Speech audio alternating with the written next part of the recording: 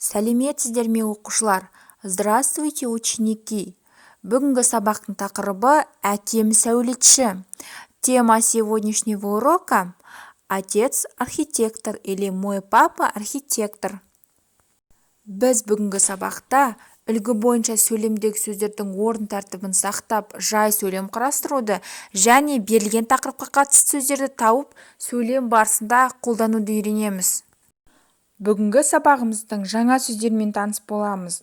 Жаңа сөздер – это новые слова. Запомните, ребята. Сәулетші, сәулетші, архитектор. Құрылысшы, құрылысшы, строитель. Ғимарат, ғимарат, здание. Жаңа ғимарат, жаңа ғимарат, новое здание. Жобасын жасады, жобасын жасады. Сделал проект. Жоба, проект. Шатыр, шатыр, крыша. Көп қабатты, многоэтажный. Ребята, выучите новые слова и запишите в словарный тетрадь. Оқы, қайтала. Слушаем и повторяем. Құрылысшы үй салады. Строитель строит дом. Сәулетші архитектор. Ғимарат здание. Әкем құрылысшы. Папа архитектор. Ол жаңа көп қабатты ғимараттың жобасын жасады. Он сделал проект нового многоэтажного здания. Үшінші тапсырма. Прочитаем текст. Мен Астана қаласында тұрамын. Я живу в городе Астана. Астанада әдемі, жаңа, көп қабатты ғимарат көп. В Астане много красивых, новых многоэтажных зданий. Менің әкем сәулетші. Мой папа архитектор. Ол кеше ғимараттың жобасын жасады. Он вчера сделал проект зданий. Бұл кісі менің ағам. Этот человек мой брат.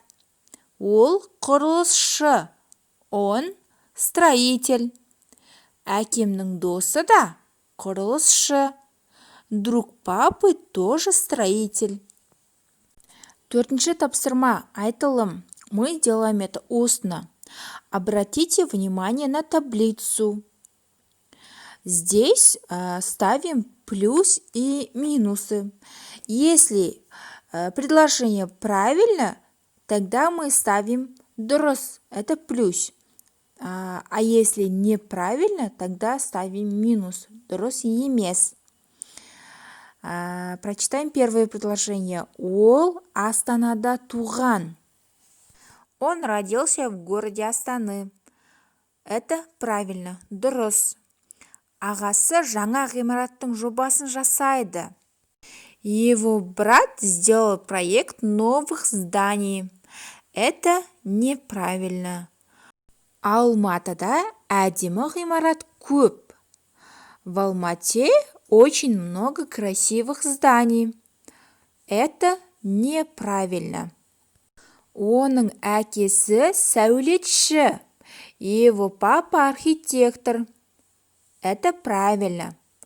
Оның әкесінің досы құрылысшы. Друг папы тоже строитель, да? Поэтому это тоже будет правильным. Олар көп қабатты үй салады. Они построили многоэтажный дом. Это неправильно. Они сделали проект, но они не построили. А теперь, ребята, это письменная работа. Мы делаем это письменно. Откройте тетради и пишите 5-е задание. Здесь Вы должны ответить на вопрос, кто что делает, кім не істейді. Және сөздер мен суреттерді сәйкестендіру керексіздер. Напишите предложение, сопоставляя слова и рисунки.